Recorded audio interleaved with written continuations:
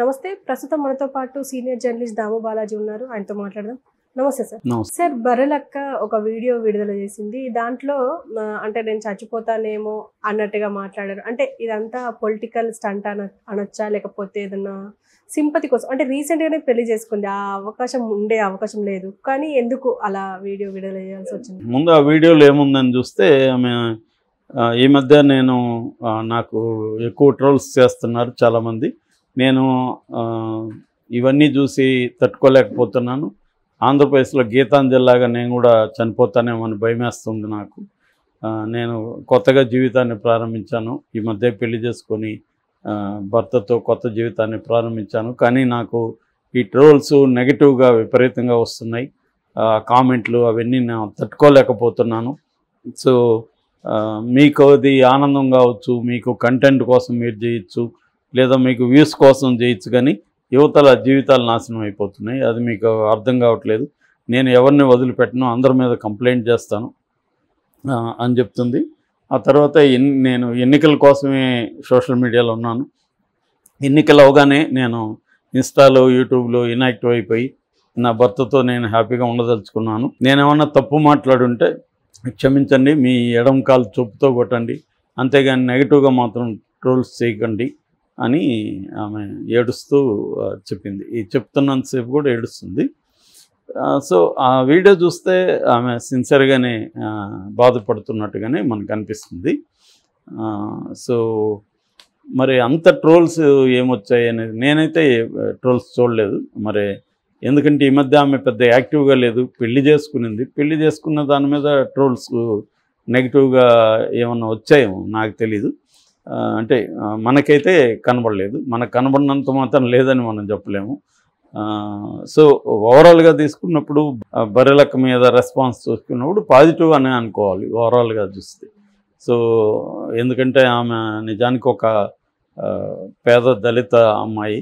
So నిరుద్యోగుల కోసం నేను ఎన్నికల్లో నిలబడుతున్నానని చెప్పడం, దాంతో అనూహ్యంగా స్టూడెంట్స్ నుంచి, నిరుద్యోగుల నుంచి, తర్వాత పౌర సమాజం నుంచి కొంతమంది ఐలయ్య, జేడి లక్ష్మీనారాయణ, ఆయన కృష్ణారావు గారు,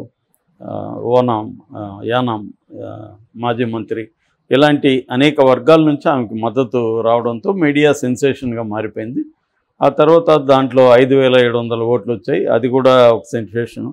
ఎందుకంటే ఇక్కడ 8 మంది జనసేన అభ్యర్థి నిలబడితే 7 మందికి ఈమె కంటే తక్కువ ఓట్లు వచ్చాయి. అది చివరికి జగన్ కూడా అక్కడ తీశాడు.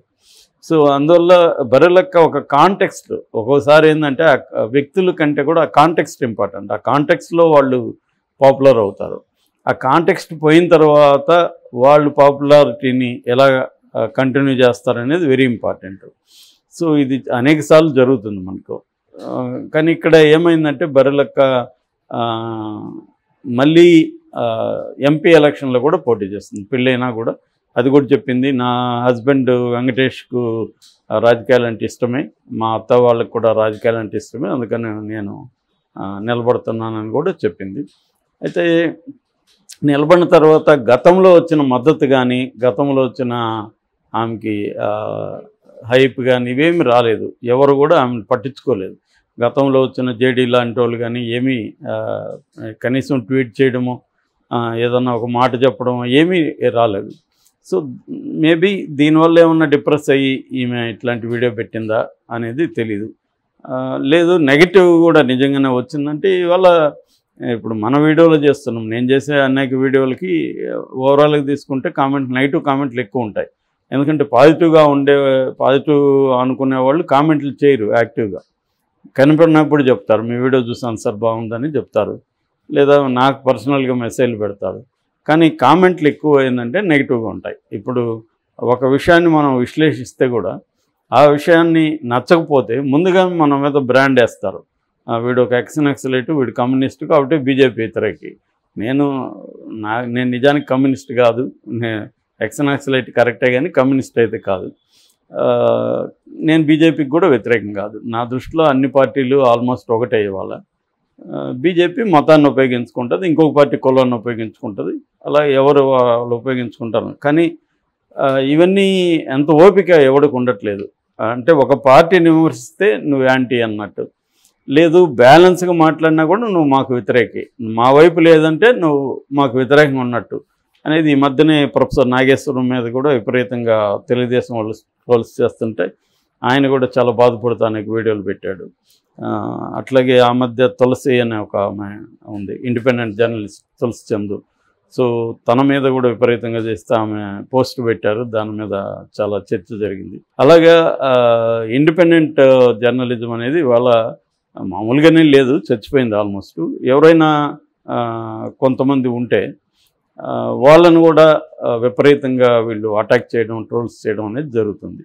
సో అందుకని బరిలెక్క లాంటి వాళ్ళు నేర్చుకోవాల్సింది ఏంటంటే, ఒకసారి మనం పబ్లిక్ స్పేర్లోకి వచ్చిన తర్వాత మనకి అనుకూలమైన విధంగా ప్రపంచం స్పందించదు.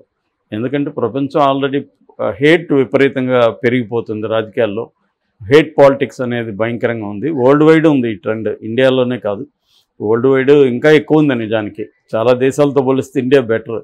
నేను అందుకని అంటుంటా, చాలా దేశాలతో పోలిస్తే బీజేపీ చాలా బెటర్ అనేది నా థియరీ. ఎందుకంటే నేను వరల్డ్ వైడ్ పరిశీలిస్తూ ఉంటాను, అక్కడ ఇంకా ఘోరంగా ఉంది, ఇంకా అటాక్స్ పెద్ద ఎత్తున ఉన్నాయి. ఆ మేరకు చెప్పాలంటే మన దేశంలో ప్రజాస్వామ్యం ఇప్పటికీ ఎంతో కొంత ఉనికిలో ఉంది. మనకి ప్రతిపక్షాలు ఇప్పటికి కూడా పోరాడుతున్నాయి. ఎంత మోడీ నిరంకుశంగా ప్రతిపక్షాల మీద కేసులు పెట్టినా పోరాడుతున్నారు, ఇంకా ప్రతిపక్షాలు ఉన్నాయి. ఎంతో కొంత ఇండిపెండెంట్ మీడియా ఉంది, సోషల్ మీడియా ఉంది. వీటన్నిటినీ అర్థం చేసుకొని బరిలెక్క నుంచి గుణపాఠం ఏం తీసుకోవాలంటే, ఎవరైనా నువ్వు నీ నెగిటివ్ కామెంట్స్ని పక్కకు పెట్టి మోస్ట్లీ అవి చూడొద్దు. చూడకుండా ఉంటే అసలు అది ఎఫెక్ట్ చూసే కొద్దీ ఎఫెక్ట్ ఖచ్చితంగా అవుతుంది. ఎంతైనా మనం మనుషులు కాబట్టి మనకు తెలియకుండానే ఒక నెగిటివ్గా మనల్ని ఎవరన్నా అన్నారనుకో, ఏం నీకు బుద్ధి లేదా అన్నారంటేనే మనకి కొంత మైండ్లో ఇదవుతుంది రియాక్షన్. సో అందుకని అది హ్యూమన్కి నేచర్, మాటలతో చంపేయచ్చు, మాటలతోనే బతికించవచ్చు అంటారు కదా. అలాగా ఇప్పుడు ఏంటంటే కామెంట్లలో వాళ్ళకి ఏంటంటే ఎవడో తెలియదు వచ్చి పెట్టడమే కదా, వాడు అంతకంటే అతను పీకేది ఏమి ఉండదు కదా. సో ఇష్టం వచ్చినట్టు పెట్టడం, బండబూతులు తిట్టడం, మనల్నే కాకుండా మనం మాట్లాడడం దానికి మన ఇంట్లో ఉండే స్త్రీలను తిట్టడం, ఇవన్నీ చేస్తారన్నమాట. సో అలాగే ఈ అమ్మాయికి కూడా కామెంట్లు చేస్తుంటారు ఖచ్చితంగా, బరిలెక్క మీద కూడా కామెంట్లు చేస్తుంటారు, వాళ్ళ పెళ్లి మీద చేస్తుంటారు, ఇవన్నీ చేస్తారన్నమాట. సో జనరల్గానే హ్యూమన్ బీయింగ్స్ లో అనేక రకాల క్వాలిటీలు ఉంటాయి. ఒక అమెరికన్ గ్యాంగ్స్టర్ అనే ఒక సినిమాలో, డెంజల్ వాషింగ్టన్ సినిమాలో ఒక డైలాగ్ ఉంటుంది. అదేంటంటే, నీ సక్సెస్సే నీకు ఎనిమీలని క్రియేట్ చేస్తుందని. నాకెందుకు ఇంత ఎనిమీలు ఉన్నారంటే, సక్సెస్ బ్రింగ్స్ ఎనిమీస్ అని. నువ్వెవరిని ఏమి హర్ట్ చేయాలని పని లేదు. నువ్వు సక్సెస్ అయితే ఒక ఫీల్డ్లో ఆటోమేటిక్గా నీకు ఎనిమీస్ కూడా తయారవుతారు. సో అది సైడ్ ఎఫెక్ట్, అది ప్యాకేజ్ కంప్లీట్గా. సో నువ్వు సక్సెస్ అయితే నాకు ఏమీ లేకుండా ఉండాలంటే కుదరదు. You have to deal with negative people also. So దాన్ని ఎలా మోస్ట్లీ ఇగ్నోర్ చేయడం అనేది బెస్ట్ మెథడ్. ఇప్పుడు ఎంఐ కూడా చేయాల్సింది ఏంటంటే, ఎంఐ ఫోకస్ ఏంటి, అసలు ఎంఐ గోల్ ఏంటి లైఫ్లో. సో ఎంఐ గోలు నిరుద్యోగుల తరఫున పోరాడమా, లేకపోతే తను మంచిగా డబ్బులు సంపాదించుకొని కెరీర్ బిల్డప్ చేసుకోవడమా, ఆ క్లారిటీ కానీ గోల్లో ఉంటే మిగతావి అమ్మాయి పట్టించుకోవాల్సిన అవసరం లేదు. తను ఫోకస్ చేయొచ్చు. ఖచ్చితంగా తనకి నెగిటివ్ వాళ్ళకు 100 మంది ఉంటే పాజిటివ్ వాళ్ళు కనీసం 10 మంది అన్నా ఉంటారు. సో ఈ 10 మందిని నువ్వు మంచిగా చూసుకో, మిగతా 90 మందిని పక్కన పెట్టు, వాళ్ళని పట్టించుకోవద్దు. మెల్లగా వాళ్ళు ఒక అనానిమస్ గుంపది, మాబ్. సో ఆ మాబ్ నువ్వు పట్టించుకోవాల్సిన అవసరం లేదు. వాళ్ళు కామెంట్లు తప్ప ఏం అంతకంటే చేసేది ఏముంటుంది. వాళ్ళు ఇప్పుడు మన వీడియో చేస్తాం, దాని కింద కామెంట్ ఒకటి నెగిటివ్ పెడతాడు, పెట్టుకొని మనకేం సంబంధం, అతను ఎవడో మనకు సంబంధం లేదు. అతన్ని మనం చూడమని అతన్ని ఏమన్నా అడిగామా, నా వీడియో చూడరు నువ్వు అని లేదు. వాడే దూలబట్టి చూశాడు, ఇంకా ఎక్కువ బట్టి కామెంట్ చేశాడు, వదిలేస్తే సరిపోతుంది. కాబట్టి బరిలెక్కకు కూడా నేను చెప్పేది ఏంటంటే, నిజంగా నీకు గోల్ ఏమైనా ఉంటే ఇట్లా డిప్రెస్ అయిపోయి నేను చచ్చిపోతాను ఇది చేయకూడదు. యాక్చువల్గా గీతాంజలి కూడా అది రాంగ్. ఇద్దరు పిల్లల్ని వదిలేసి ఎవడో కామెంట్ 4 రోజుల తర్వాత మర్చిపోతారు. సో ఈమె సక్సెస్ అయ్యే కొద్దీ ఇవన్నీ ఉంటాయి ప్యాకేజీ. దానికి రెడీ అయితేనే పబ్లిక్ లైఫ్లోకి రావాలి. ఒక ఎమ్మెల్యేగా నిలబడుతున్నాం అంటే అనేక విషయాలు ఉంటాయి.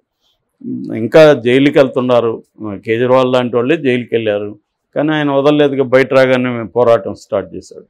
కాబట్టి లైఫ్ని మనం ఎలా చూస్తాం అనేది ఇంపార్టెంట్.